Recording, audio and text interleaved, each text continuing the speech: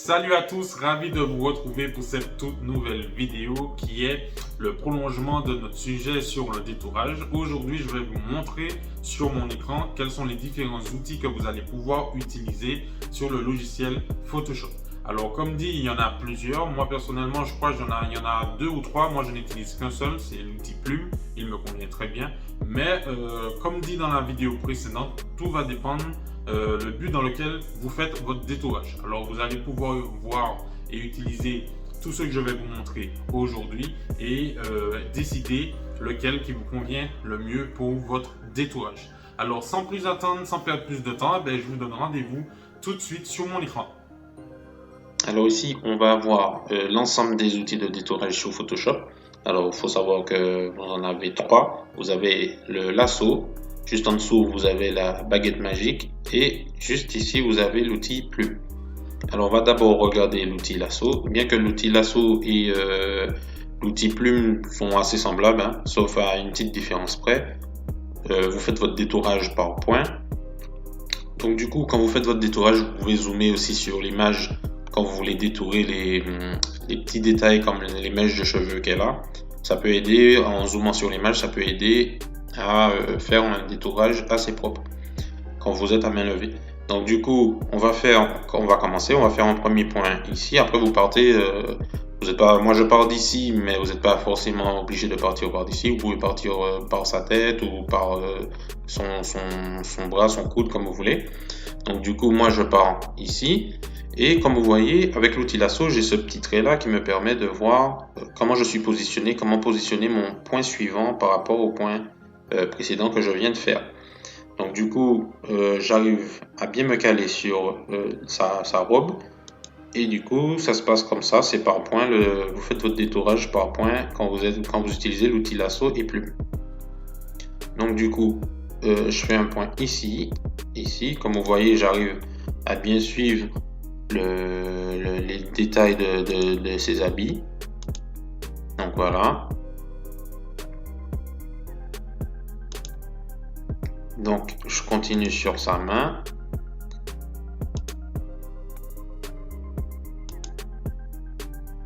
Alors, en général, je prends beaucoup plus de temps que ça, mais comme là je vous montre juste à peu près le procédé, comment ça se passe. Donc je mange un peu sur les détails de son costume, c'est pas bien grave, c'est juste pour vous montrer. Donc alors, quand vous avez des endroits, par exemple ces grandes lignes, vous pouvez faire vos points beaucoup plus espacés, comme je fais ici, ou voire même plus grand. Une fois que vous arrivez sur les parties arrondies, faut faire pour bien prendre l'arrondi, il faut faire les points beaucoup plus serrés. Donc vous faites beaucoup moins d'espace entre vos points, ce qui fait que vous arrivez à faire les formes arrondies, enfin peu importe la forme, ça vous permet de bien vous caler sur la forme afin de pouvoir bien la détourer.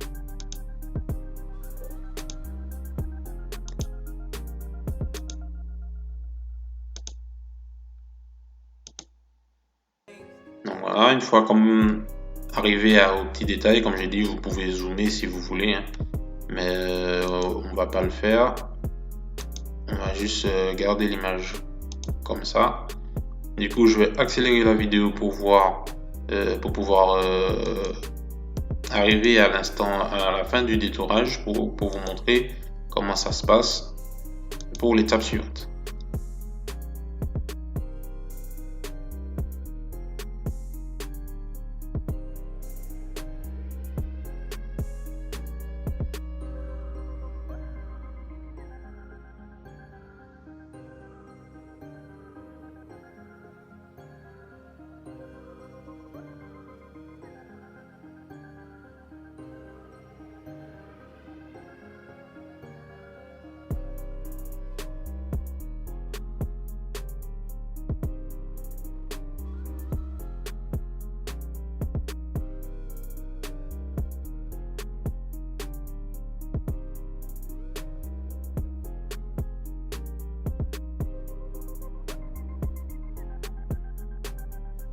Voilà, une fois que vous avez bien détouré votre personnage, une fois que vous arrivez à votre avant-dernier point, vous allez fermer le détourage. Comme vous voyez, il y a un petit cercle qui apparaît près de mon icône pour me dire que si je clique ici, mon détourage sera fermé. Donc on va cliquer et comme vous voyez, vous avez des pointillés tout autour du personnage, ce qui veut dire ça vous montre tout le tracé que vous avez fait. Alors on voit quelques petites imperfections. Comme je vous ai dit, je l'ai fait assez rapidement pour vous montrer. Donc j'ai pas pris mon temps. Donc à ce moment-là, il faut changer d'outil. Donc faut que vous récupériez votre flèche, parce que si vous gardez votre outil lasso pour le déplacer, comme là, comme quoi, voilà. Bon, c'est pas terrible, mais du coup, on prend sa flèche. Là, si vous gardez votre outil lasso, comme vous voyez, j'ai ma petite paire de ciseaux juste à côté de ma flèche. Donc du coup, je vais pouvoir prélever mon personnage et la mettre sur une autre image. Donc du coup, hop, je clique dessus. Voilà. Je la glisse sur ma page suivante et je la mets ici. Après, elle va apparaître en gros parce que mon cadre d'image n'est pas le même que l'image précédente. Mais si vous faites CTRL-T, ça vous donne la dimension de votre image et à ce moment-là, vous pouvez réduire et ajuster en fonction du paramètre que vous aviez pour votre image précédente. Sachant que plus vous réduisez l'image, plus ça dégrade la qualité de l'image. Puisque comme vous voyez, de base, l'image n'a pas la même dimension. Donc à ce moment-là, vous jouez avec les réglages et vous allez adapter votre élément au cadre, au paramètre de taille que vous avez choisi, que vous avez besoin. Donc voilà pour l'outil plume. Donc tout de suite, on va attaquer l'outil plume. Plume. Puisque c'est un peu la même chose que l'outil lasso. Donc on va vite fait voir comment ça se passe avant de bifurquer sur l'outil baguette magique. Alors ici on utilise l'outil plume. Donc du coup, comme je vous ai dit, l'outil plume il est similaire à l'outil lasso qu'on a vu précédemment. Donc du coup mon image est assez petite. Donc comme je vous ai dit, quand vous faites un détourage d'une image petite ou quand vous voulez détourer, n'oubliez pas, vous pouvez zoomer sur l'image pour pouvoir bien voir ce que vous faites. Alors là, bon, l'image est pas très bonne, mais c'est pas grave, puisque encore une fois, on zoome dessus. Donc du coup, je reviens sur mon outil plume et voici comment ça se passe. Donc c'est pareil que l'outil lasso, vous faites votre point, sauf que ici vous n'avez pas le trait comme l'outil lasso, mais vous pouvez quand même voir les points que vous faites. Donc ici, vous faites vos points quand même assez espacés parce que c'est une ligne droite, donc du coup c'est pas grave. Donc pour faire l'arrondi de ma couronne, je réduis un peu les traits. Et ici, un trait assez éloigné, vous voyez, c'est pas très net, c'est pas très bon. Donc du coup, je retourne dans mon historique. Et pour effacer un point que l'on a fait, vous clic droit de la souris et vous glissez, vous maintenez et vous glissez sur la corbeille. À ce moment-là, ça vous efface le dernier point que vous avez fait. Donc ici, on reprend, voilà, on fait un point beaucoup moins espacé, comme ici, hop, on fait l'arrondi. Après, si vous êtes débutant, vous allez faire un peu comme moi, vous allez essayer d'être sur le bord un maximum, mais les pros, eux, mangent un peu sur l'image, puisque eux, ils ont des logiciels qu'ils connaissent, ils ont des options qui vont permettre, comme ici, comme là, ils vont manger sur la marge pour aller plus vite, parce que eux, ils savent que derrière, ils savent qu'ils peuvent utiliser un logiciel pour cacher la marge qu'ils ont faite. Ce qui fait que ce ne sera pas visible sur le résultat final de leur montage. Mais nous qui ne connaissons pas encore le logiciel, on apprend juste. Donc du coup, on va faire un détourage un peu plus précis, comme ça, on aura moins d'embêtements pour finir notre montage final. Donc voilà, comme quoi arrondi, on réduit sur les traits. Voilà. En ligne droite, on espace un peu plus. On fait l'arrondi. Hop. retourne sur l'historique, on efface le dernier point.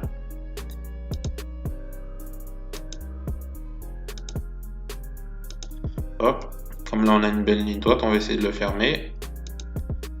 Bon, c'est pas trop grave, ça, sur la fin ça a un peu débordé, mais bon, c'est pas trop grave. Du coup, on retourne sur la flèche et on prélève. Hop. Il y a un truc que j'ai mal fait. Une fois que vous avez fermé votre ligne de détourage, vous avez quelques petites étapes à faire. Comme je vous ai dit, l'outil plume vous effectuez le détourage avec l'outil plume comme vous l'effectuez avec l'outil lasso. À la différence que quand vous fermez avec l'outil lasso, quand vous fermez votre détourage, ça vous donne la sélection tout de suite. Alors qu'avec l'outil plume, vous avez quelques petites étapes à réaliser. Comme déjà, pour vous donner l'outil de sélection, vous devez faire CTRL Entrée. À ce moment-là, j'ai ma ligne de sélection et vous devez vérifier que votre calque n'est pas verrouillé. Si c'est le cas, comme vous allez voir, vous n'allez pas pouvoir prélever et vous aurez un message d'erreur. Donc du coup, je clique sur mon calque, je le déverrouille et à ce moment-là, comme vous voyez, je peux prélever mon élément sélectionné et le faire glisser dans l'image que je veux. Voilà. Donc comme vous voyez, c'est pas trop mal le détourage, sauf comme je vous ai dit, sur la fin, c'est pas très top. Mais comme c'est juste un essai, vous faites CTRL T pour avoir la dimension, l'encadrement de l'image et vous pouvez l'arranger comme vous le souhaitez. Comme je vous ai dit, plus vous agrandissez, plus vous jouez avec la dimension de l'image, plus ça dégrade la qualité de l'image. Donc ici, si vous voulez avoir une bonne qualité, il faut que vous arriviez à jongler avec les dimensions de l'image et que vous ajoutez, que vous additionnez pour avoir un montage d'une bonne qualité.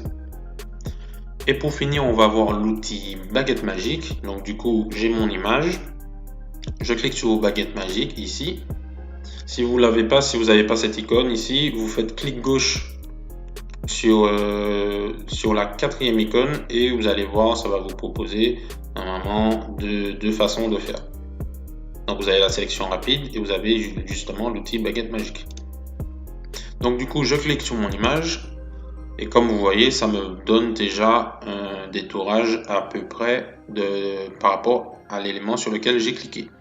Donc du coup, je peaufine mon détourage, voilà, en cliquant un peu sur les éléments que je souhaite avoir. Comme ici, là, le taux de tolérance est quand même assez élevé, donc du coup, ça m'a détouré également la lune qui a derrière lui. Mais si je veux juste sa silhouette, déjà à ce moment-ci, je peux déjà faire un retour en arrière. Donc voilà, j'ai juste sa silhouette et je baisse mon taux de tolérance pour que ça soit beaucoup plus précis dans le détourage que j'effectue. Donc on va réduire ici. Donc on va essayer de prendre sa mèche de cheveux. Voilà, on y arrive. Voilà, ça prend vraiment les éléments que je sélectionne. Et ici, on a les corbeaux. Voilà.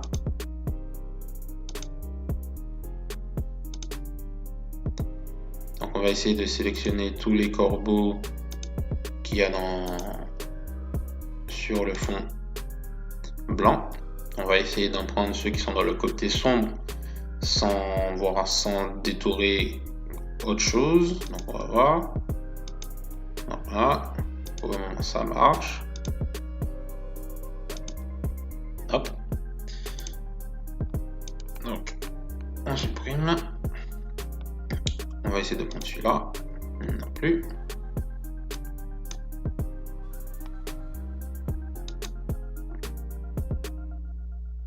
Donc du coup, ici on retourne sur la silhouette, on peaufine un peu la silhouette.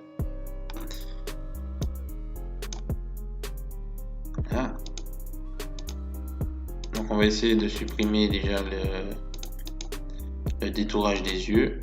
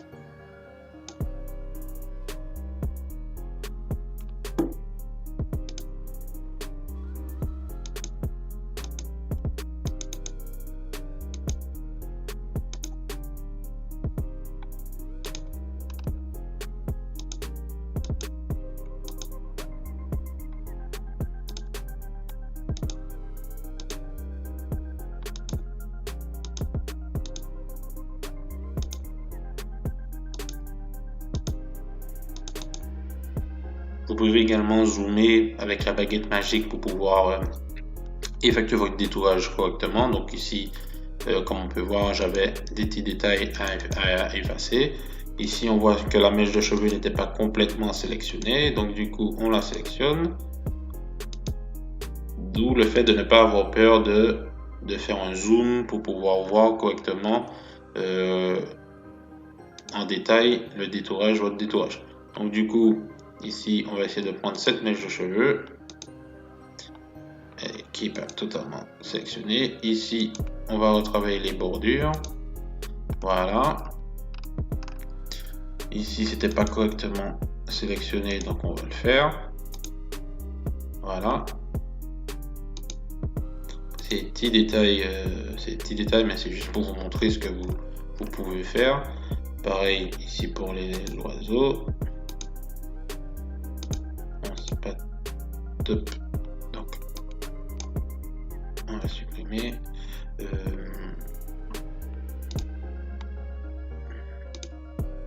Voilà. Donc ici vous avez certains ajouts de sélection. Vous pouvez, comme si vous voulez fusionner des détails comme par exemple les différentes nuances de couleurs, que ça soit pas trop pris en compte. Donc à ce moment là vous allez cliquer ici, et si vous voulez, comme vous avez vu précédemment, supprimer quelques nuances dans votre détourage qui sont un petit peu plus précis sur certains détails, vous cliquez sur celui-ci. Donc à ce moment là, quand vous allez cliquer dessus, ça va réduire la sélection et être beaucoup plus précis sur certains éléments. Ça aussi, vous pouvez jongler avec pour avoir un détourage correct. Donc du coup, la silhouette de notre personnage a l'air d'être bien sélectionnée. Donc du coup, on a fini le détourage. Donc du coup, on va revenir sur la taille normale et on va sélectionner tout ce qu'on a. On va prélever tout ce qu'on a sélectionné pour le mettre sur notre image qu'on cherche à travailler. Donc voilà, on glisse ici et normalement la silhouette de notre personnage est détourée, ce qui fait que, comme on va faire un petit CTRL T pour réduire la dimension de l'image, donc on va essayer de mettre quand même, voilà, et voilà la silhouette. N'oubliez pas de faire entrer pour dire que vous avez fini de jouer sur la dimension, et à ce moment là, comme vous voyez, la silhouette de notre personnage ainsi que les corbeaux qui l'accompagnaient sont détourés parfaitement. Enfin, parfaitement, c'est beaucoup dire, mais c'est quand même pas mal pour un début. Donc voilà. Et voilà, c'est la fin de cette vidéo. Je vous remercie de l'avoir regardé. Si vous l'avez aimé, n'hésitez pas à faire péter les likes et les commentaires en m'indiquant quel outil vous avez opté parmi tous ceux que je vous ai montrés et pourquoi. En attendant de pouvoir vous lire et de vous répondre, n'hésitez pas à vous abonner à la chaîne si ce n'est pas encore fait. Vous voyez, c'est les petits boutons juste en dessous. Et n'oubliez pas surtout d'activer les notifications parce que j'ai beaucoup de vidéos en préparation qui ne vont pas tarder à arriver. Alors, si vous ne voulez pas en manquer une, activez les notifications. Quant à moi, je vous souhaite une bonne journée et à très bientôt pour une prochaine vidéo. Salut!